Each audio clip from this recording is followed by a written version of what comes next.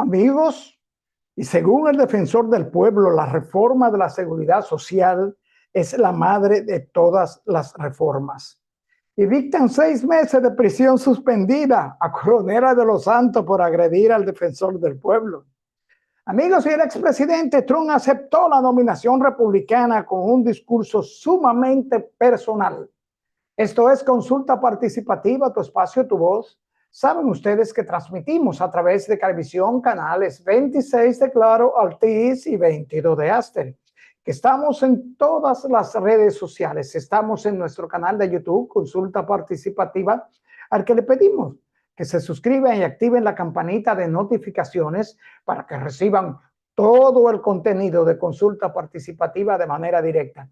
También, amigos, que estamos en Instagram como @consultapar, Twitter @consultapar, Facebook Consulta Participativa y nuestro número de contacto, nuestro número de WhatsApp 809-769-4500. Llámenos, escríbanos, hagan preguntas y sugerencias que de seguro serán atendidas. Amigos, y como siempre agradecer a todos ustedes aquí aquí en el terruño que nos sintonizan el día domingo a esta hora de 12 a 1, hora de almuerzo, hora familiar, y a los amigos allí de los mares que nos sintonizan, reportan los programas de consulta participativa y, cómo no, nos hacen sugerencias sobre contenidos, sobre entrevistas, patologías que les gustaría que sean tratadas en estas consultas. Y estos nos siguen siempre a través de Cablevisión.online. Amigos, gracias a todos ustedes, España, Estados Unidos, Sudamérica, Uruguay, Argentina, Costa Rica, gracias del alma por estar ahí con nosotros. Nosotros vamos a una pequeña pausa y retornamos de inmediato con nuestros comentarios.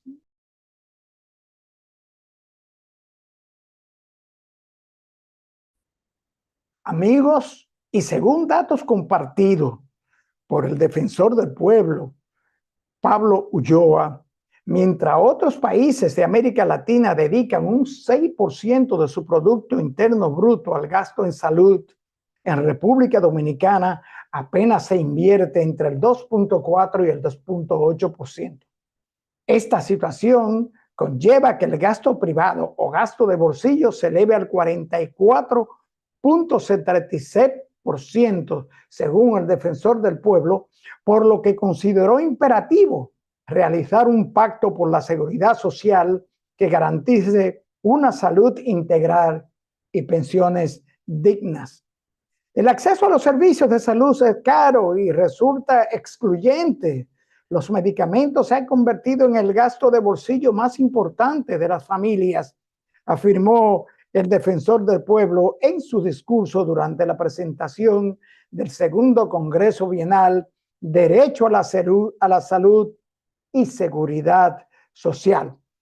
En una respuesta al Informe Nacional de los Derechos Humanos, a su juicio, los gastos de bolsillos y los gastos familiares en salud constituyen barreras de acceso a los beneficios que la seguridad social puede garantizar y tiene un efecto empobrecedor sobre el presupuesto familiar.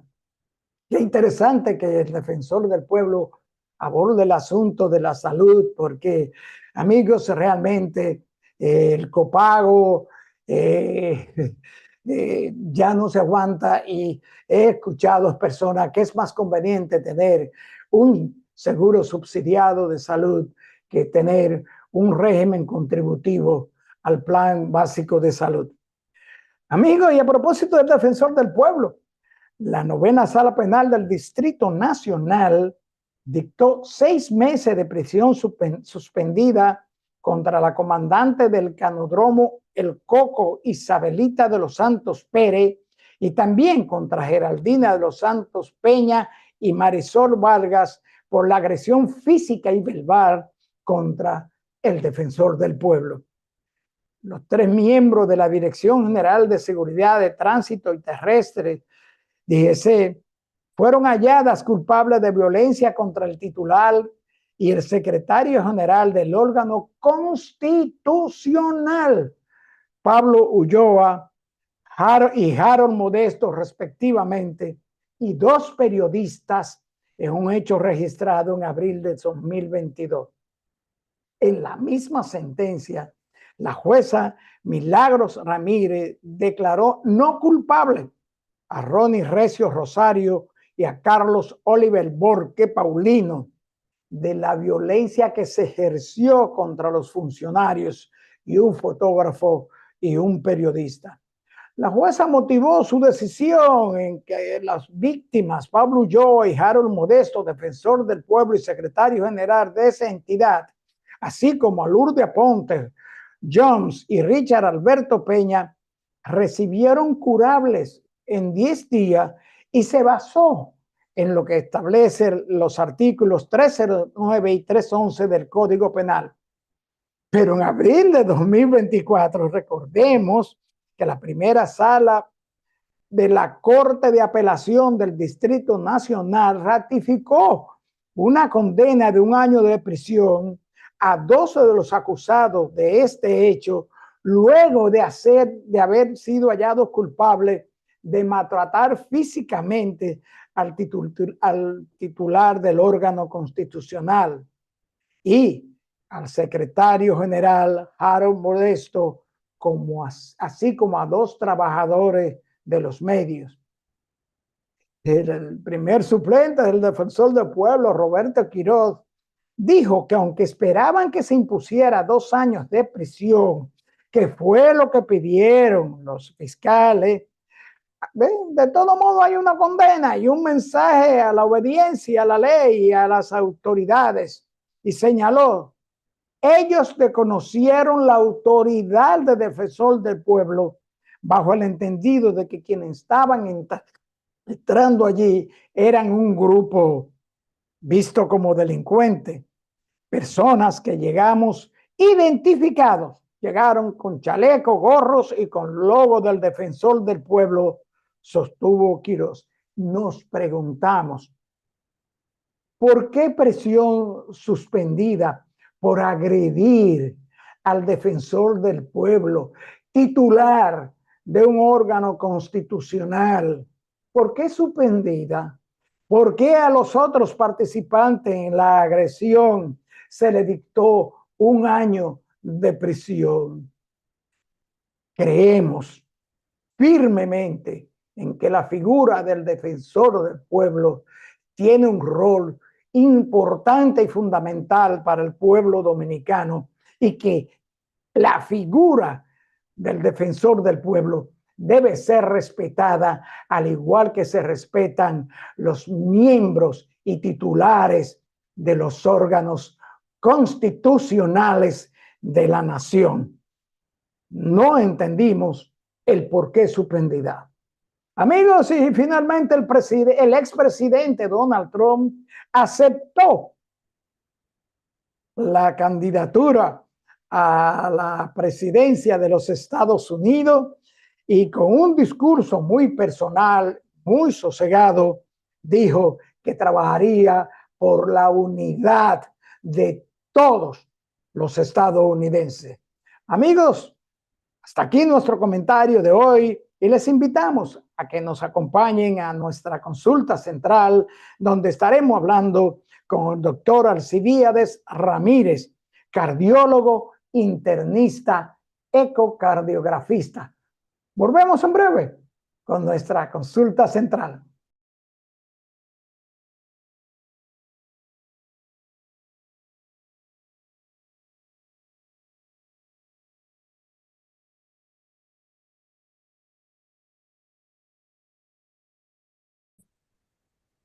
Amigos, nos acompaña hoy en esta consulta el doctor Alcibiades Ramírez.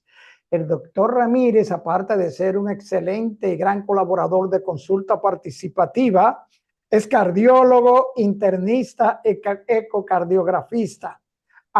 Bienvenido a su casa, doctor. Muchas gracias a ustedes por la invitación y yo, como siempre, dispuesto a participar y mi gratitud por hacerme partícipe y poder llevar parte de mi conocimiento hacia la población general y a la multitud que ve este programa. Gracias por invitarme. Y la ventaja que tiene esta consulta participativa es que usted es un expositor maravilloso, doctor.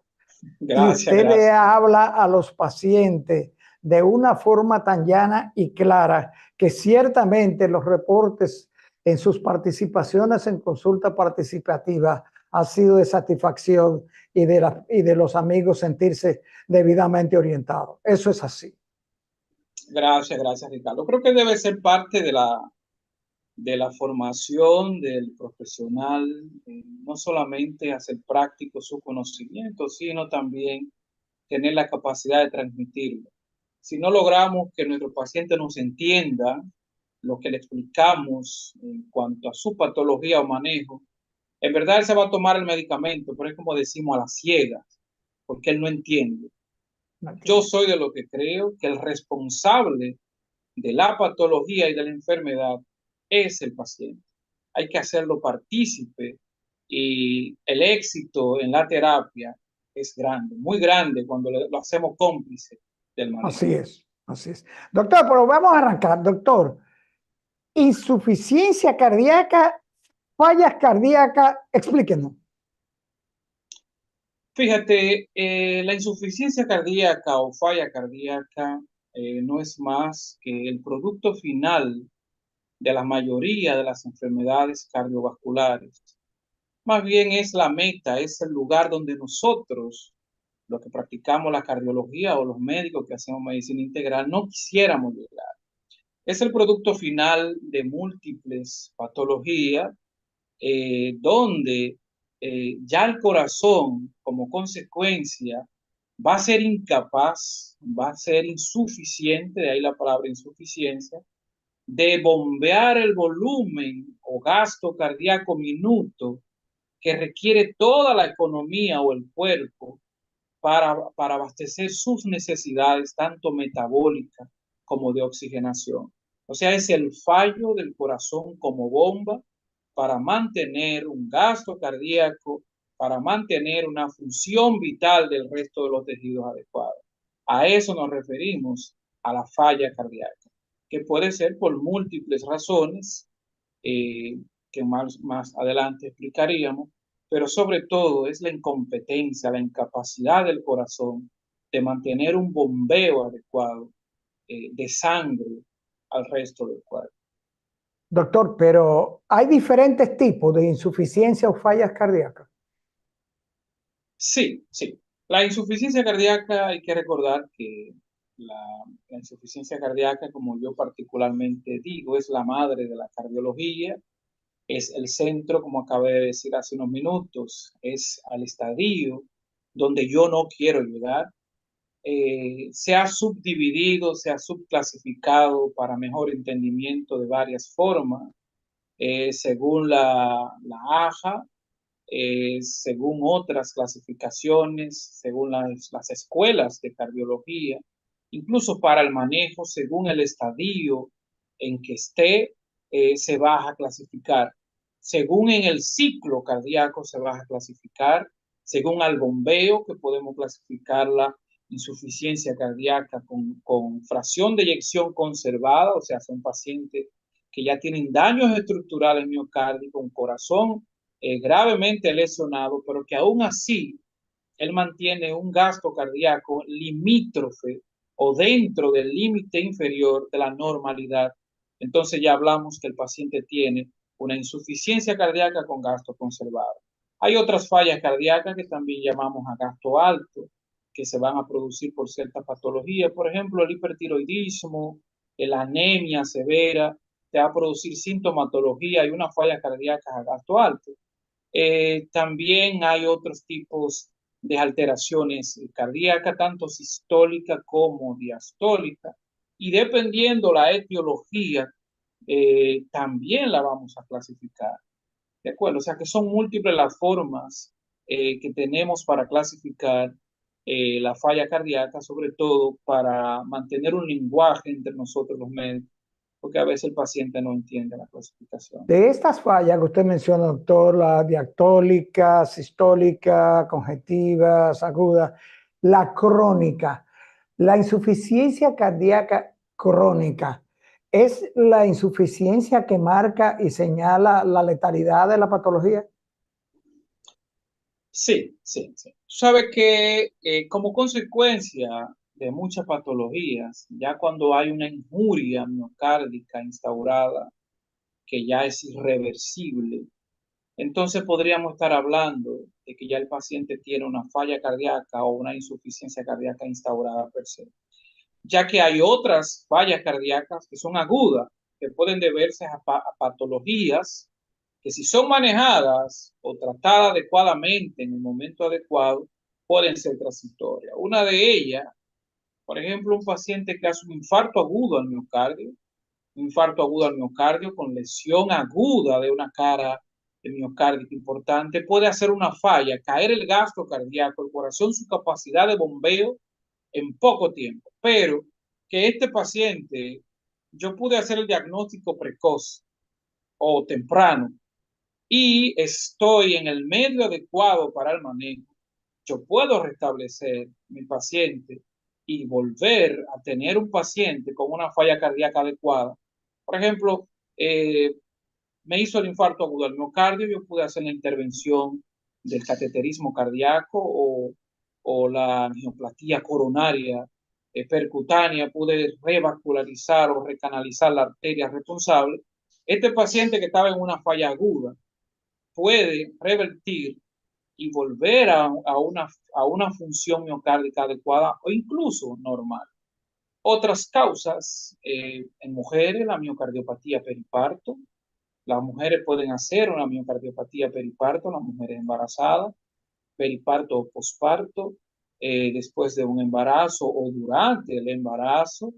Y esto producirme una falla cardíaca con toda la sintomatología florida de la falla cardíaca, pero que una vez la mujer se desembaraza, el cardiólogo le maneja adecuadamente, ella puede revertir ese cuadro clínico de falla cardíaca y volver a un estadio normal y de existir lecciones, pues mínimas.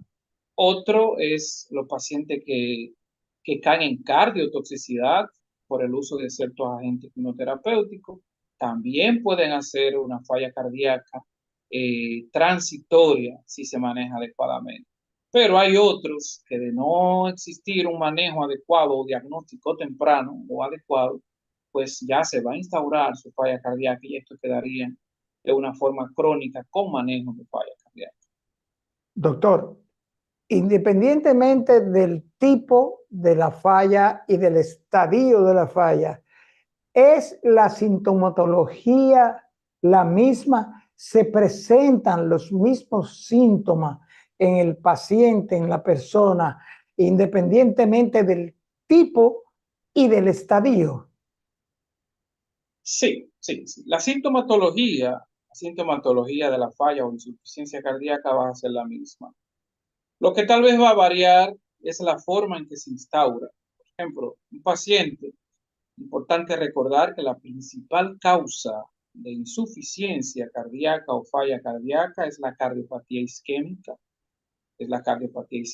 post un infarto agudo al miocardio importante, el paciente puede quedar ya en falla cardíaca y el paciente siempre te va a referir, yo hice, si ya se hizo el diagnóstico, yo hice un infarto en tal tiempo, tú dices, ok, esto fue post un infarto. O si no se hizo el diagnóstico, a mí me dio un dolor de pecho que casi me muero, un dolor de pecho fuerte, yo estaba haciendo tal cosa o caminando, entonces cuando ya el que lo examina, el médico, el entrevistador, dice, wow, o sea, usted hizo un infarto.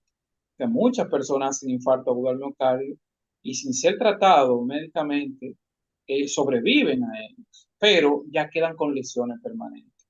Entonces, dependiendo la etiología, probablemente la forma en que se instaure o la forma en que fue apareciendo la falla puede ser diferente, pero la sintomatología, el resultado final va a ser el mismo, que casi siempre Es lo que nosotros llamamos criterios de Framingham, que es la forma en que vamos investigando y dando un puntaje a los síntomas que refiere el paciente, siendo uno de los principales la disnea. El paciente te va a decir, mira, yo antes caminaba de tal lugar a tal lugar, pero ahora yo camino y me canso, yo me tengo que detener. Yo subía al cuarto piso, mi casa está en el cuarto nivel y yo subía bien, pero ahora si subo al primero, yo no aguanto, yo me tengo que detener. ¿Por qué? Porque me estoy ahogando, estoy cansado. Descanso, vuelvo y subo al tercero, descanso y hasta el final subo al cuarto. Dice, ojo con eso. Dentro, además de los síntomas que él refiere, tanto de la disnea, otro importante, la ortopnea, el paciente típicamente te va a decir, yo tengo que dormir con 3 almohadas o 2 almohadas, yo no aguanto estar acostado. El hecho de estar acostado por mucho tiempo, eso hace que aumente lo que llamamos retorno venoso, la sangre de las extremidades, parte baja del cuerpo, va por gravedad aumentar el flujo hacia el corazón, un corazón que ya es incompetente de hacer un bombeo adecuado, lo que va a obligar que el corazón de forma retrógrada aumente el flujo o el volumen plasmático o sanguíneo hacia los pulmones, entonces el paciente va a sentir que le falta aire. Me tengo que sentar porque me estoy ahogando. Igual que la tos. Nosotros llamamos, me da tos. Cuando me acuesto me tengo que sentar porque me da tos. Le llamamos tos paroxística nocturna. Me da esa tos y me tengo que parar. ¿Y qué pasa? Él mismo lo dice, cuando me siento y duro un ratito sentado, pues mejora, al igual que la ortopnea. El paciente está acostado plano, tiene las tantas almohadas, pero cuando él se sienta, que el retorno venoso disminuye, entonces él mejora. Pero no solamente los síntomas, perdón, que son estos, tanto la tos, la disnea paroxística nocturna, la disnea de esfuerzo, que puede ser clasificada en diferentes estadios, a grandes, moderados y leves esfuerzos, pero también aparecen los signos que al examen físico vamos a comenzar con cuál, el edema de miembros inferiores. Se me están hinchando los pies. Cuando un paciente te dice, doctor, yo soy hipertenso por muchos años, yo soy diabético, me hicieron un cateterismo, ¿y qué pasa? Se me hinchan los pies, se me están hinchando los pies, y si camino de aquí a allí, yo me canso, me sofoco, tengo que dormir alto, si tengo la cabecera bajita, me siento mal, como que me falta aire. Es inequívoco de que ya estamos hablando, que esos son signos y síntomas de una insuficiencia o falla cardíaca. O sea que el diagnóstico de falla cardíaca sin duda es clínico. Yo sin la necesidad de una instrumentación, de un estudio de imágenes, con lo que el paciente me diga, yo digo, no es indiscutible, es una falla cardíaca. ¿De acuerdo? Son síntomas y signos floridos. Otros síntomas y signos que van a presentar los pacientes, por ejemplo, ellos te van a decir, eh, tienen el edema de miembros inferiores que puede ser progresivo, sensación de plenitud, yo me siento lleno, estoy que como y me falta, o sea, me siento lleno de una vez por congestión hepática. El paciente siente esa sensación de plenitud, es más el edema, la regurgitación hepatoyugular, tú ves que tanto a nivel yugular aumenta el diámetro de las venas y las arterias, eso, bueno. Y si hacemos algunos estudios como la radiografía de tórax, donde podríamos evidenciar que que el paciente tiene una cardiomegalia y que probablemente exista un derrame pleural, ¿de acuerdo? Como otros hallazgos de imágenes me dicen, no hay duda, estamos ante una falla o insuficiencia cardíaca. Doctor, mi esposo y yo íbamos a salir y de repente se sentó en la galería porque le entró un calor y me dijo, ve bajando en el ascensor que yo bajo ahora, porque es que se me han metido unos sudores. Ella bajó, al ver que se dilataba, subió y lo encontró muerto en la mecedora. ¿Esto es una muerte súbita o una sintomatología de repente o que no se le puso caso? Fíjate, esto fue una muerte súbita. Es una muerte súbita. Importante mencionar que la principal causa de muerte súbita son las patologías cardíacas. Eso es indiscutible. Y dentro de la patología cardíaca vamos a hablar de las arritmias. Las arritmias son las principales. Tomando en cuenta que la principal causa de muerte en un paciente con falla cardíaca probablemente sea una arritmia. De ahí que en cardiología, cuando los pacientes tienen una dilatación miocárdica importante, siempre es recomendado, y aunque no tengamos la facilidad por cualquier razón, ya sea económica, medio o lugar donde nos encontremos, recomendar o pensar en la colocación de lo que le llamamos un desfibrilador automático implantable al paciente. Y que los pacientes popularmente dicen, yo tengo un marcapaso. Por ejemplo, en mi caso, que hago tanto la clínica como las imágenes, el paciente siempre te dice, yo tengo un marcapaso. Casi siempre son de mayor tamaño. Cuando tú indagas, ¿por qué? Porque tengo el corazón grande. Doña, eso no es un marcapaso, es un desfibrilador.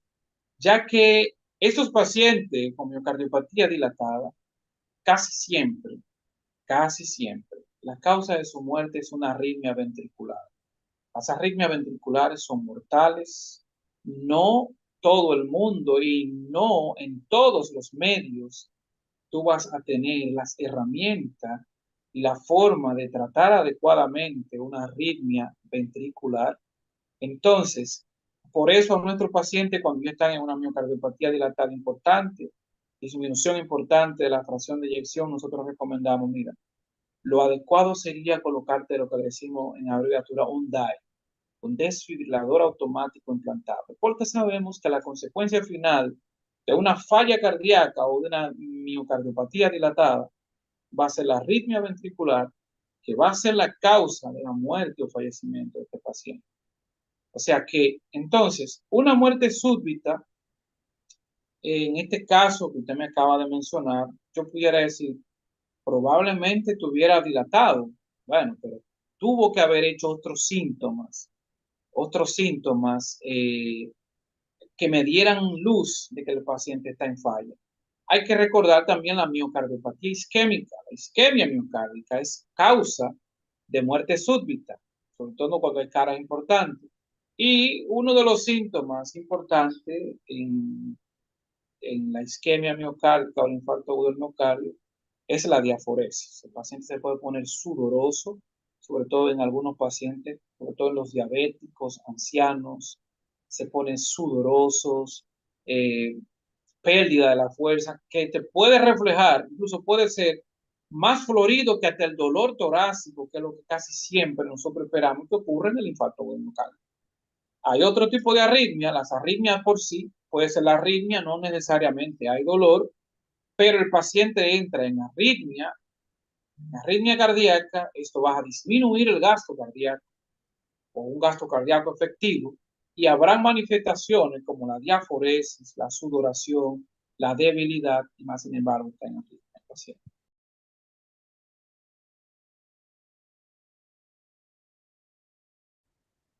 Doctor, ¿quién o quiénes tienen más probabilidades de tener fallas o insuficiencia cardíaca? Fíjate, en cardiología o en medicina, siempre me gusta involucrar a las otras disciplinas, porque creo que no solamente el cardiólogo maneja el paciente o debe hacer un diagnóstico de este tipo. Tenemos otras especialidades, muy buenas especialidades, en el caso de los internistas, médicos familiares de cabecera, el de emergencia, endocrino, todo. La medicina es una y debe ser integral. Pero en lo que es cardiología como disciplina, siempre hacemos énfasis en titular o hacer el score de lo que son los factores de riesgo cardiovasculares. Y ahí me va a decir, bueno, ¿quién está en predisposición de tener una falla cardíaca. Hablamos ahorita de que la principal causa de falla cardíaca es la cardiopatía isquémica, ¿de acuerdo? Otras, la cardiopatía hipertensiva, la hipertensión arterial.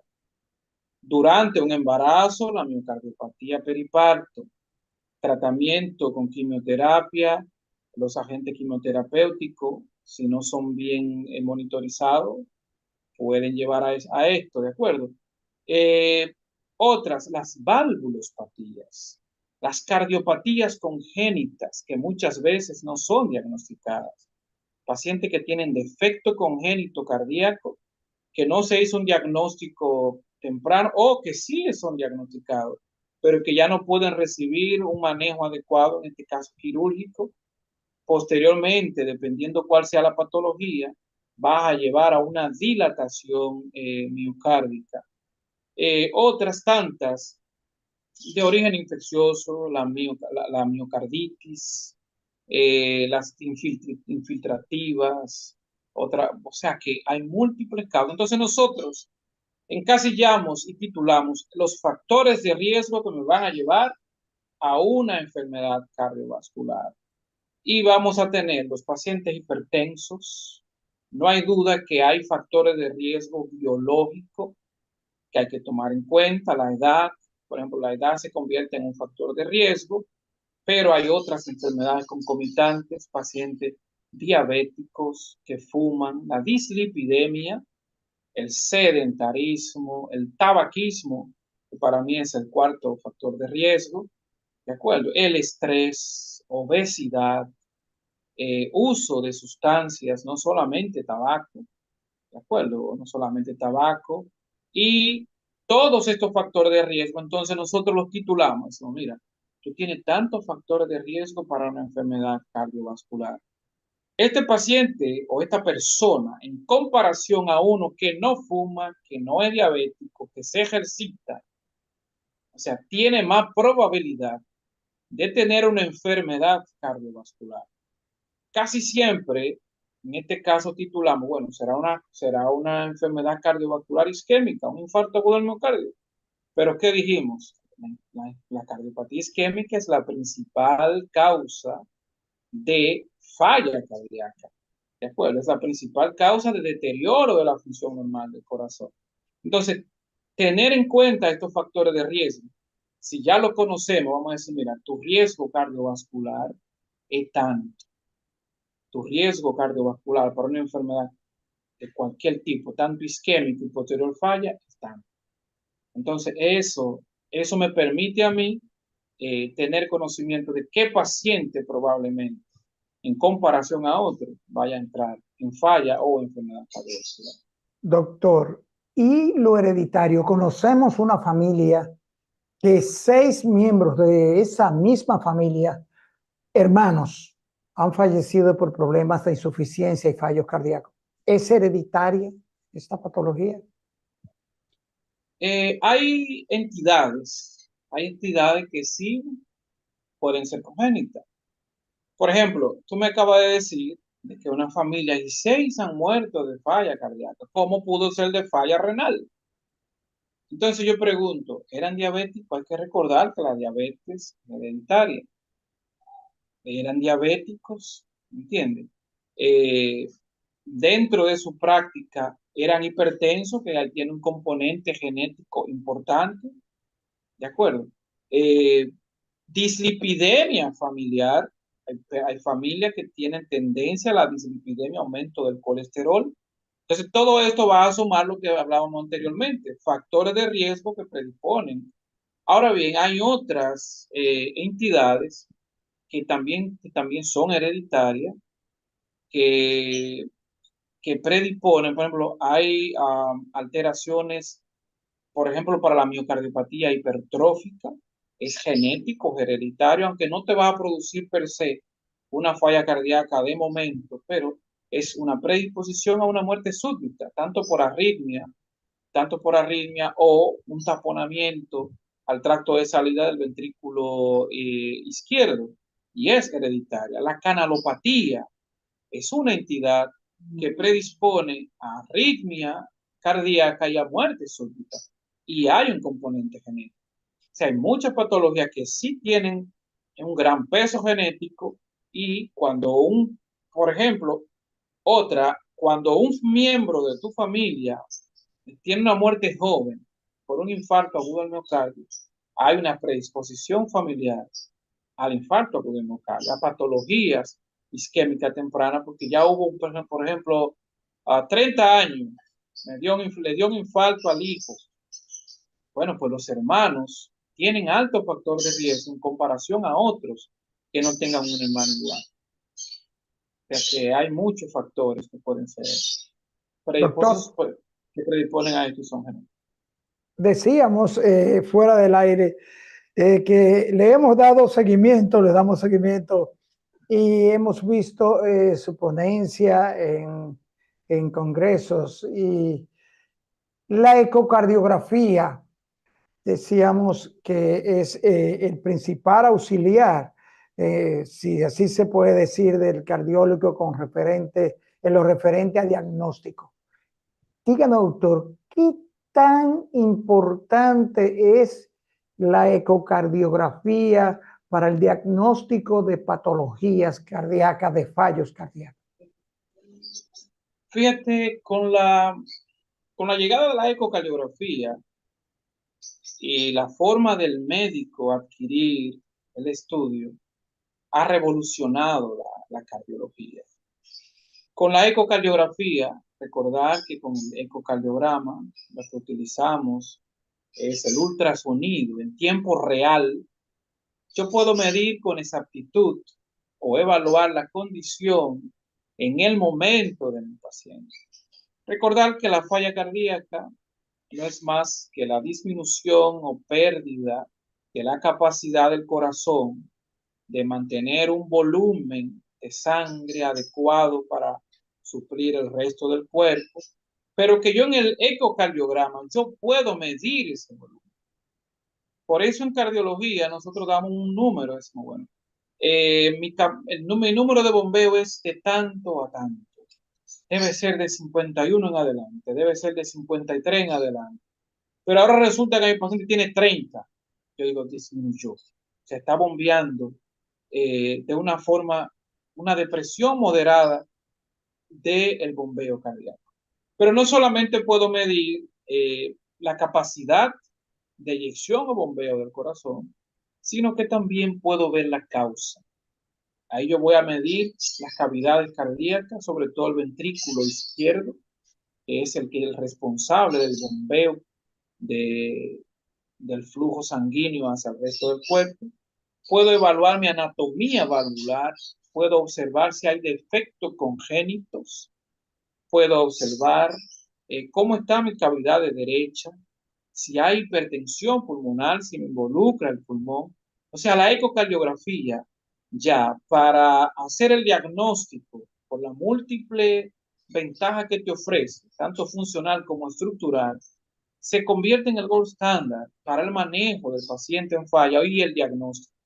Además, es un estudio que si es operado, si tiene un operador capacitado y es un estudio bien realizado, en poco tiempo y ahí mismo al lado del paciente, en mi propia oficina, el paciente llega, me da los síntomas. Es más, mientras yo estoy evaluando el paciente, yo voy observando la imagen.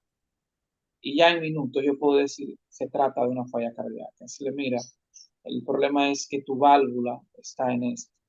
El problema es que hay una endocarditis infecciosa que tu válvula tal se lesionó o tú naciste con una patología congénita tal, nunca fue diagnosticada, trajo como consecuencia. O si evalúo mi contracción o contractilidad de los músculos o cara cardíaca, decir, mira, tú hiciste un infarto o el miocardio y posterior al infarto tu corazón se ha dilatado.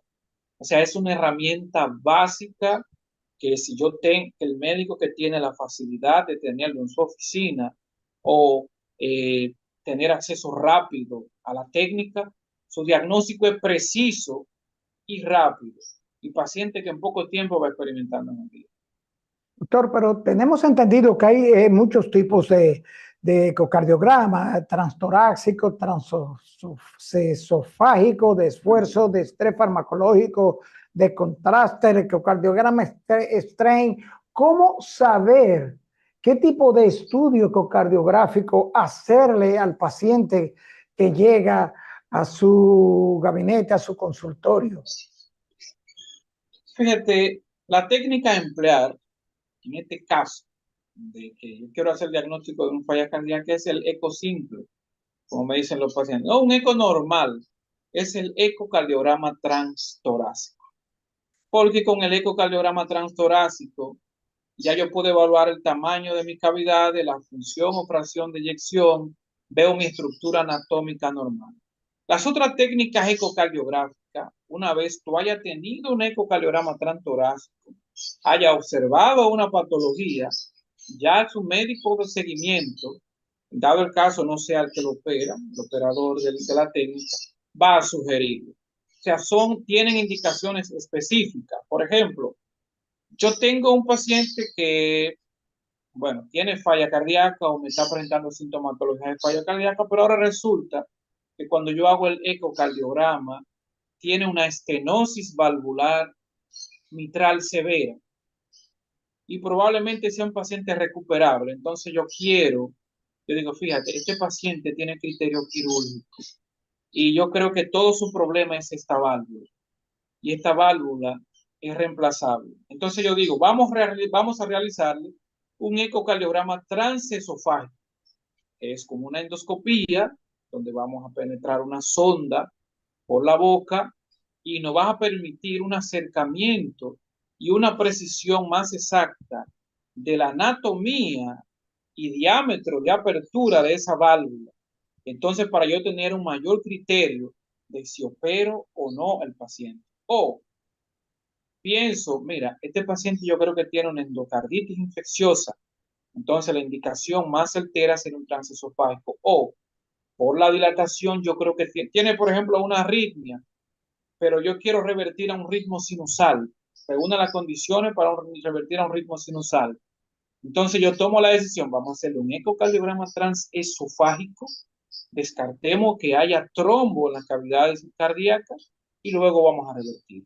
Las otras técnicas, por ejemplo, el ecocardiograma de estrés, una técnica excelentemente buena, la dejamos para el diagnóstico de cardiopatía isquémica. Yo quiero saber si mi paciente tiene la incapacidad, por ejemplo, de realizar una prueba de esfuerzo o tiene la incapacidad, no puedo realizar un score de calcio, no puedo hacer un cateterismo, una angiotomografía. Digo, yo le voy a realizar un ecocardiograma de estrés, donde voy a utilizar medicamentos como la dobutamina, tratando de someter al corazón a un mayor estrés, acelerar el corazón y observar si en cuál de los segmentos o cara del corazón presenta disfunción en su contracción.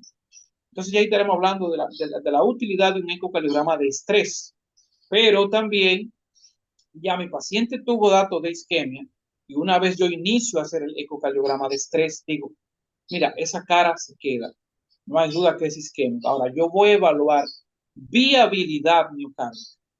Yo quiero evaluar viabilidad miocárdica. El paciente tuvo un infarto, yo quiero saber si me daría buenos resultados si llevo al paciente a un procedimiento más agresivo como la revascularización coronaria. Vamos a hacer una viabilidad miocárdica. O sea, esas serían las utilidades del ecocardiograma de estrés. Ahora, el strain, el ecocardiograma de strain es un ecocardiograma predictor de injuria o daño miocárdico por múltiples razones.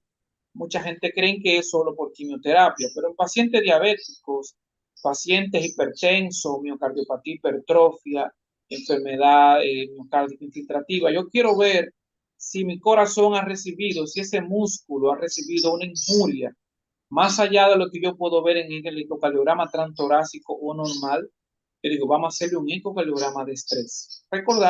Sí, de strain, recordándole que el ecocardiograma de strain es una buena técnica, es una técnica predictora de patología miocárdica y que una gran utilidad que hoy en día le damos y donde más la utilizamos es en el diagnóstico temprano o preventivo de cardiotoxicidad por agente quimioterapéutico. Otras técnicas, podemos hacer, por ejemplo, ecocardiograma con contraste o burbuja. Ya esto es simplemente para descartar si existe comunicación entre cavidades.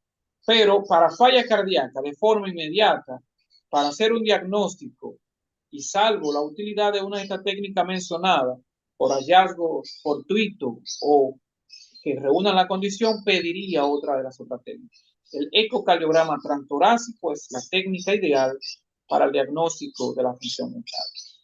Doctor, se nos acabó el tiempo. El tirano de la televisión, el tiempo nos están haciendo señas de que se nos acabó el tiempo, doctor.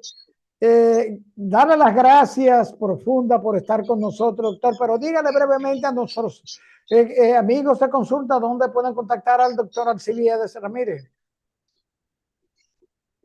Bueno, entre los lugares que podemos ofrecer nuestro servicio, tanto clínico como de imágenes, vamos a estar en cardioimágenes especializadas con los teléfonos 565-5666. Estamos a sus órdenes, pueden llamar para el servicio en cuanto a cardiología, tanto en el manejo clínico como de imágenes cardíacas. Estamos a sus órdenes. Gracias por la invitación una vez más. Muchas gracias. Gracias a usted, doctor. Un abrazo. Un placer, como siempre.